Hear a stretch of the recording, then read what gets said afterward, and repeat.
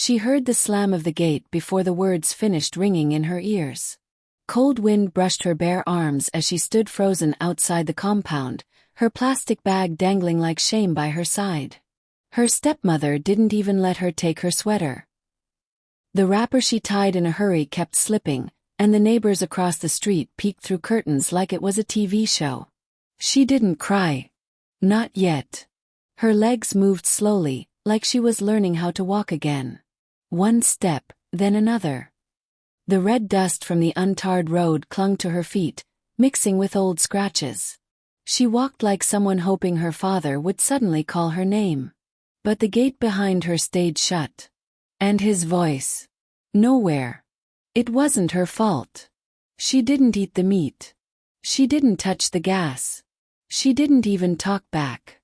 But her stepmother had been waiting for an excuse, and today, she found one. A woman selling pap called out gently, "Ihia, where you dey go?" She shook her head, kept walking. Where was she going? She didn't even know. A kiki passed, splashing puddle water on her leg. She looked down, then up. The sky looked like it wanted to cry with her, but she still didn't shed a single tear. Behind her, her stepmother's voice echoed from inside the compound, laughing with someone on the phone. Like she hadn't just pushed a child out like old furniture. She reached a junction, sat by the side of the road. People passed her like she was part of the dust. No one asked if she was hungry. No one asked her name. She hugged her bag and stared ahead. The wrapper was soaked from the ground. Her stomach rumbled once. Still, no tears. Then, slowly, like a whisper, her lips moved. "God, just tell me where to go. Please." That was the first thing she said out loud since the morning. She woke up with ants crawling near her neck. The cold sand beneath her back had soaked through the wrapper, and her plastic bag had become her pillow. Morning didn't greet her with kindness. It slapped her with the sound of traffic, bus horns, and hurried footsteps that didn't slow down to notice her. She sat up slowly. Her hair had picked up leaves and bits of paper. A boy walked past, holding a school bag. He looked at her like she was strange, then looked away. She pulled her wrapper tighter, trying to feel human again. She stood, stretched her back, and wiped her eyes with the back of her hand. Still no tears. Her stomach whispered again, louder this time. She didn't beg. She just walked. She wasn't sure what she was looking for, maybe a familiar face, or just a place where people didn't look at her like she was trash left on the road. At the next junction, she saw a small kiosk with bread and akara. The smell caught her by the throat. She stared at it like it might jump into her mouth. The woman selling it glanced at her and frowned. "No stand there like thief-o. If you no get money, go," she said, slicing bread. She nodded and turned away. Her legs felt weaker than yesterday, but she kept walking. She passed a group of school children laughing, a man roasting corn, a tailor sweeping in front of his shop. Then she saw an empty bench by a closed barber shop. She sat, head bent. The world kept moving, and somehow, she didn't disappear. A little girl with puff-puff passed by holding her mother's hand. She looked back at her, curious. The woman pulled her child away. She rested her head against the shop wall and closed her eyes. Maybe sleep would make the hunger shut up. Maybe if she stayed still long enough, her father would remember her name. Or maybe, she would have to start remembering it for herself. Her head dropped without warning. Hunger didn't ask questions, it just pulled her into sleep. But this kind of sleep wasn't sweet. It was the kind where your bones keep twitching and your belly keeps calling you like a broken drum. She didn't know how long she slept, but when she opened her eyes, someone was standing in front of her. "Hey, are you okay?" A young woman in a faded gown, holding a tray of bananas, bent slightly to look at her face. She blinked a few times. No one had asked her that since she left the house. "I'm fine," she said quickly, but her voice cracked. "You sure?" the woman asked again. She nodded, too fast. The woman shifted the tray to one arm and reached into her bag. She brought out a small sachet of water and a ripe banana, and placed them on the bench. "Eat," she said simply. The girl hesitated. Her pride twitched. But her body had its own ideas. She took the banana slowly, peeled it, and chewed like someone remembering how food tasted. The woman didn't speak. She just stood there, watching. When the girl finished, she looked up, eyes shiny. "Thank you." The woman shrugged. "I don't have much. But I know that look. Hunger has a way of painting it on people's faces." She wanted to ask the woman to stay, or maybe take her with her, but the words didn't come out. Before she could speak, the woman turned and walked away, the tray balancing again on her head like nothing happened. She stared at the spot where the woman had stood. Then she folded the nylon from the banana and tucked it into her bag. That tiny moment of kindness felt like a blanket on her chest. A man with a faded green shirt came to unlock the barber shop. He looked at her, said nothing, and went inside. The streets were alive again, people shouting, wheels rolling, sun heating up. But this time, she didn't feel invisible. She picked up her bag, stood up straighter, and started walking. She followed the sun without knowing where it was taking her. Her legs moved on their own, like they had made an agreement with the ground. At one point, she almost smiled, not because she was happy, but because she was still standing. By noon, the heat had started its usual mischief. Her wrapper clung to her like it wanted to be peeled off, and her throat was dry again. She paused under a mango tree, stretching her toes inside the brown slippers she had found by a gutter earlier that morning. They didn't match, but they were better than bare feet. Across the road, a tall man was shouting at his apprentice, spraying insults like rain. She ignored him. She focused on a signboard that said Help Foundation, Food for Street Children.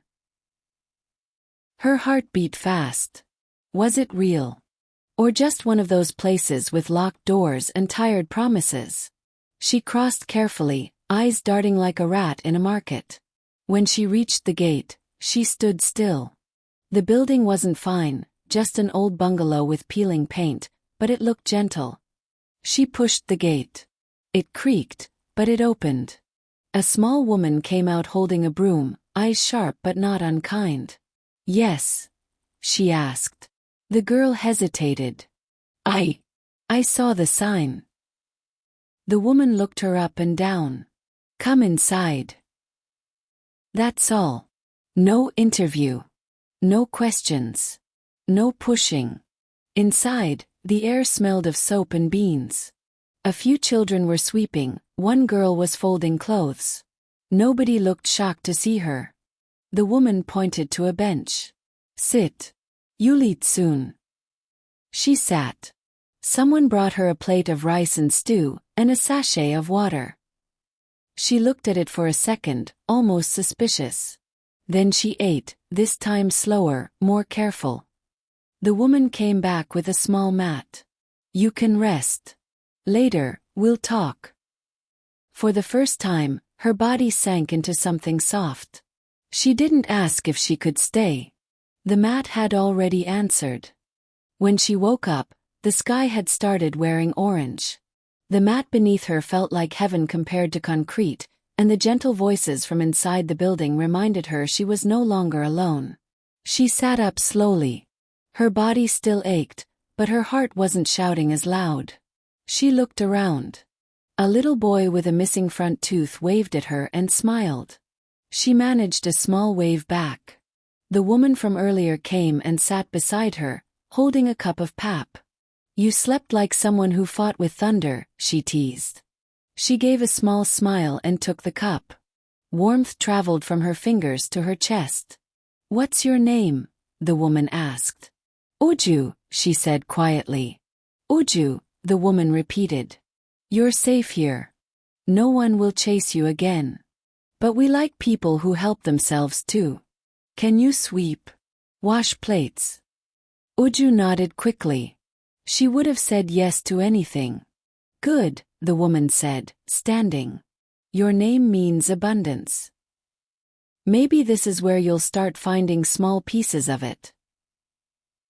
As the evening settled, Uju joined the other girls to fetch water. They didn't ask too many questions, just passed the bucket and showed her where to pour it. One girl, Ada, offered her a pair of slippers that matched. "They're small for me," she said with a grin. Uju took them, her heart squeezing in a way she didn't expect.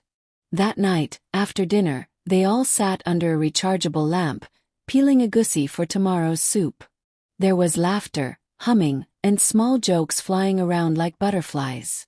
Uju didn't talk much, but she listened, and her mouth curved in ways it had forgotten.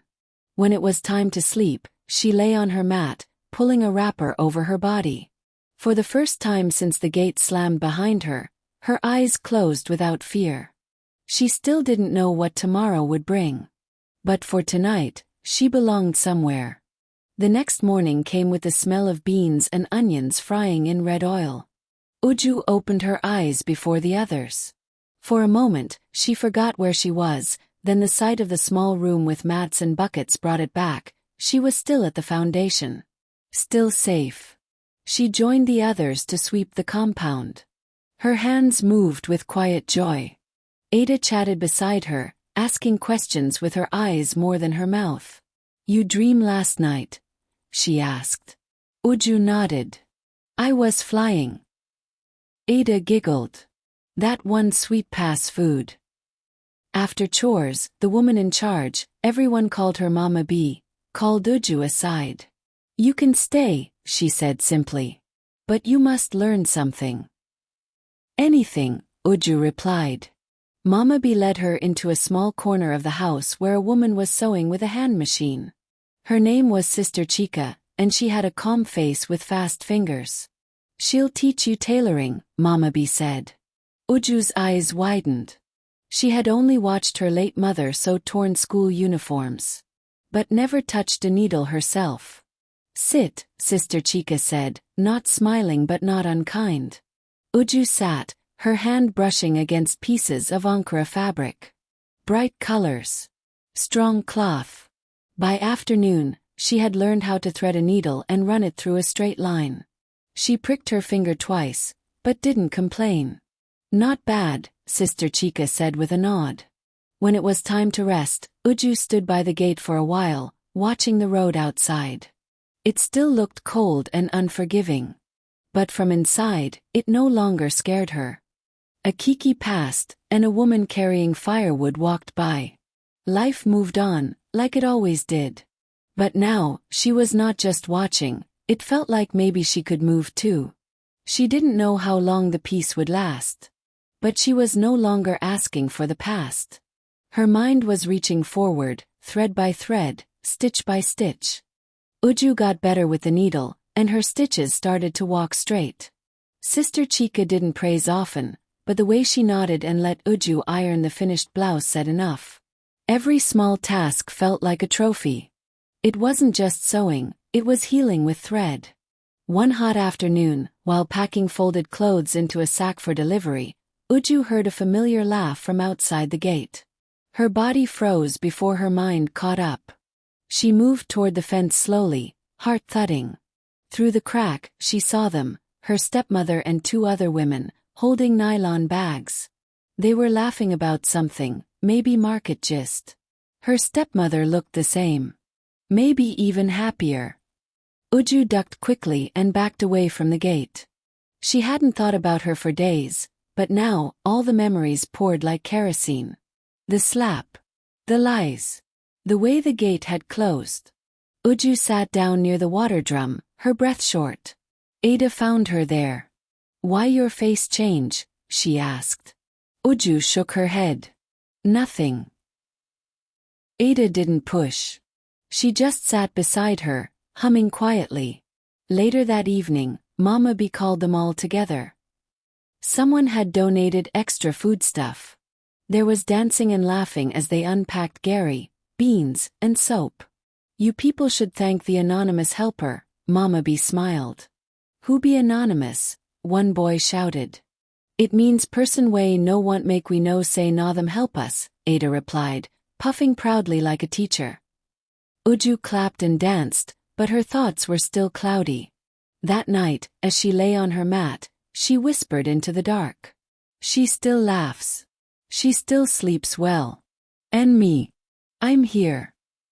But the silence answered her with something strange. You're not just here. You're growing. She turned, pulled her wrapper closer, and let sleep carry her. Even if the pain peeked through sometimes, it didn't own her anymore. Days melted into each other, and Uju's hands became steady like someone born to sew. She stitched faster now, folded neatly, even measured without being told. Sister Chica had started letting her fix linings and zips, tasks meant for serious hands. One Saturday morning, Mama Bee gathered them after breakfast. She held a small piece of paper and a purse. There's a church down the road doing a youth fair. They need volunteers for cleanup and serving food, she said. Most of the children groaned. But they're giving transport money and snacks, she added, raising her brow. Everyone cheered. Uju joined in, even though her stomach still fluttered at the thought of new places. But she told herself, if the street didn't kill her, then nothing else could. At the church, the place buzzed like a busy market. Tents were everywhere, some for games, others for medical checks, a big one for food. Uju was assigned to serve jollof rice.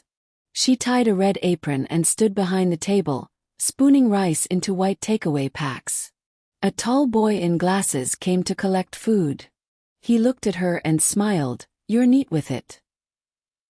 She looked away shyly. "Thanks. What's your name?" She almost didn't answer, but something in his voice sounded safe. "Uju." "I'm Sola. I've seen you before, at the foundation, right?" Her eyebrows rose. He pointed at a building across the road. "My mum works at the health center beside it." "Oh," was all she said. He collected the food and walked off, but not before giving a small wave. By evening, her feet were tired, but her spirit wasn't. On the bus ride back, Ada leaned over and whispered, "That boy like you, oh." Uju rolled her eyes and smiled, but inside, something new had bloomed. Not love. Not yet. Just the feeling that maybe, just maybe, the world still held soft corners. Back at the foundation, Sola became a quiet rhythm in Uju's thoughts. Not loud, not distracting, just gentle. Sometimes he waved when he passed the gate. Once, he dropped oranges for the children, pretending it wasn't from him. Uju knew. Everyone knew. One afternoon, as she was ironing a finished blouse, Mama Bee called her aside. "There's a woman looking for a tailor's apprentice," she said. "She runs a shop not far from here. She wants someone serious." Uju's heart skipped. "Me?" Mama Bee nodded. "I told her you're good. And you're ready." The shop was bigger than she expected. Mannequins stood proudly at the entrance, wearing bright lace dresses. Inside, the woman smiled wide. "You're Uju." You look small, but Mama Bee say you work like 3 people." Uju smiled shyly. "Can you sew a simple skirt?" Uju nodded. "Good. Come tomorrow morning. We'll start with small things. If you impress me, I'll pay you weekly." That night, she couldn't sleep. Not from worry, but from wonder. She rolled from side to side, pressing her hands to her chest like she was holding the excitement in. Morning came, and she dressed in a borrowed blouse and ironed skirt. Sister Chica adjusted her collar. Ada clapped for her like it was graduation. "Don't forget us when you blow," she teased. The shop welcomed her like it had been waiting. She started by cutting lining, sweeping threads, and arranging fabric. The woman, Madame Yatund, didn't shout. She only watched. "You have sharp eyes," she said once. "Don't lose it." By evening, Uju walked back to the foundation with tired legs but proud shoulders. As she approached the gate, she saw Sola across the road. He lifted his hand in that familiar wave. She waved back, not shy anymore. Inside, Ada shouted, "Our big tailor is back." Laughter followed. Uju laughed too. Not because of what was said, but because she finally believed it. She was no longer the girl outside the gate. She was the girl who had entered, learned, and stayed. Uju didn't count the days anymore. Her life was no longer about survival, it was becoming a story. Every morning at the shop came with laughter, zips getting stuck, clients changing their minds, and Madame Yatun's dramatic sighs. Uju found herself laughing more too. Her shoulders moved freely now. Her steps were no longer afraid. One cloudy afternoon, rain fell without warning. She was still at the shop, folding leftover lace when she heard someone knock. She opened the door. Her stepmother stood there. Uju didn't move. The sight stung her like smoke in the eyes. Her heart raced, but her face stayed still. The woman looked thinner. Her wrapper was tight, and her eyes darted everywhere but at Uju. I heard you're here," she said, voice dry. Uju said nothing. "I didn't come to fight," she continued. "Your father's sick. He's been asking of you." Uju blinked. "I thought you threw me out." The woman looked down. "I was angry. You were stubborn." Uju raised her chin. "I was hungry. You didn't care." Silence danced between them like smoke. Madame Yatund appeared behind her. "Is everything all right?" she asked. Uju nodded. "She's leaving." The woman opened her mouth, then closed it. She turned slowly and walked into the rain without waiting for an umbrella. Uju shut the door gently. Back inside, her hands trembled slightly, but her eyes were dry. Madame Yatund brought her tea without asking. "You didn't shout. That's strength." That night, she told Ada everything. "Will you go see your father?" Ada asked. "I don't know. What if he really wants to see you?" Uju was quiet for a while. Then she said, "Maybe. But I'll go when I'm ready. Not when she says so." For the first time, she wasn't afraid of the past. She was just no longer its prisoner. Uju didn't rush. Days passed, and she stayed busy, learning new stitches, laughing with Ada, measuring clients who said things like, "Make my waist look like small pepper." Life was full now, not perfect, but hers. Then one Sunday morning, she woke early and packed a small nylon bag. She wore a clean blouse and iron skirt. At the gate, Mama B saw her and raised a brow. "I want to see him," Uju said softly. Mama B nodded once. "Go with peace. Not with anger." The street hadn't changed much.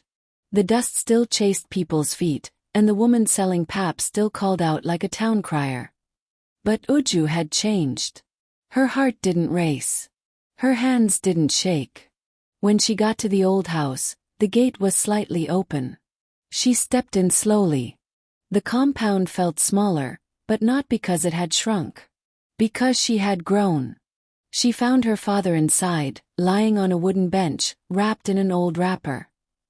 His beard had gray patches, and his eyes widened when he saw her. "Uju," he whispered. She stood still. He struggled to sit. "I've looked for you." "You didn't open the gate that day," she replied. He lowered his head. "I was wrong." She walked closer, sat at the edge of the bench. For a while, they didn't speak. Then she asked, "Are you eating?" He smiled faintly. "I try." She opened her bag and brought out some akara and bread. He blinked quickly. "I'm learning how to sew," she said. "Your mother would have been proud." "I know." They ate in silence. Not everything was fixed. But something had shifted. Before she left, she stood at the gate, looked back once, then walked away, not broken, not bitter. Just whole. As she approached the foundation, the children ran out shouting. Ada hugged her, dancing like it was Christmas. I knew you would come back, she laughed. Uju smiled, held her tight. This time, the gate didn't close behind her. It stayed wide open.